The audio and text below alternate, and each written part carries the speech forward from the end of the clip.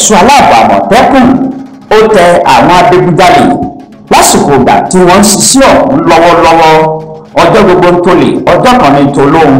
Bẹ́ẹ̀ ni ọ̀rọ̀ yìí rí gẹ́gẹ́ fún àwọn arákùnrin méjì kan tí orúkọ wọn jẹ́ James Amos ẹni 30 ọdún àti Moses ẹni ọdún 19 lẹ́yìn tí ọwọ́ tẹ̀ wọ́n lásìkò ìdigunjalè èyí tó wáyé ní agbègbè high school ní ìlú Àkúrẹ́.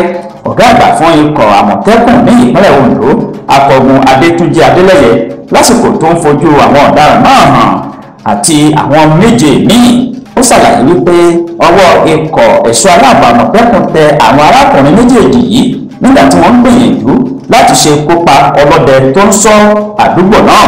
Akọgun Adélẹ́yẹ ó tẹ̀síwájú nínú àlàyé rẹ̀ wípé àwọn gba ìbọn méjì ọ̀tọ̀ọ̀tọ̀ lọ́wọ́ wọn pẹ̀lú nǹkan ìjà olóró míì. Adélẹ́yẹ tún fi kún ọ̀rọ̀ rẹ̀ wípé àwọn yóò rí dájú pé ìdájọ́ òdodo ó fẹsẹ̀ múlẹ̀ lórí àwọn ọ̀daràn yìí tí àwọn sì fojú wọn ba ilé ẹjọ́ lẹ́yìn ọ̀sọ́kà. Nínú àlàyé ọ̀gá àgbà ẹ̀ṣọ́ aláàbò Àmọ̀tẹ́kùn ní ìpínlẹ̀ Ondo ó tún ní ọwọ́ àwọn tún tẹ ọmọ ìyá méjì tí wọ́n ń jí ọ̀kadà gbà káàkiri kọ̀rọ̀kọ́ndò ìgboro ìlú Àkúrẹ́.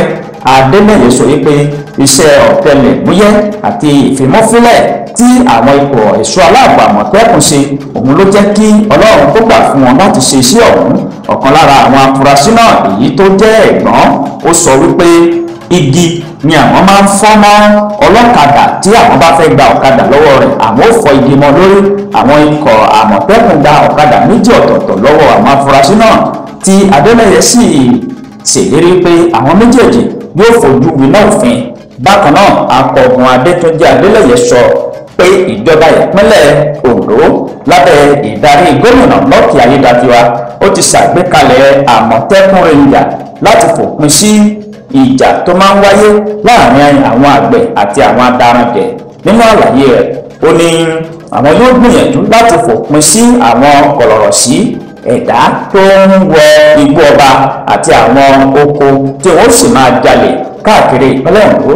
Bẹ́ẹ̀ ó ní ikọ̀ Armor Ranger yìí yóò wà láti máa ṣọ́ ẹnu bodè ìpínlẹ̀ Ondo àti gbogbo àwọn ìgbésẹ̀ ìgbésùmọ̀mí àti àwọn ìwà kòtọ́ míì láwùjọ pẹ̀lú ìlérí pé ìṣẹ̀lẹ̀ ìjínigbé yóò dohun àfìsẹ́yìn tí eégún fi sọ.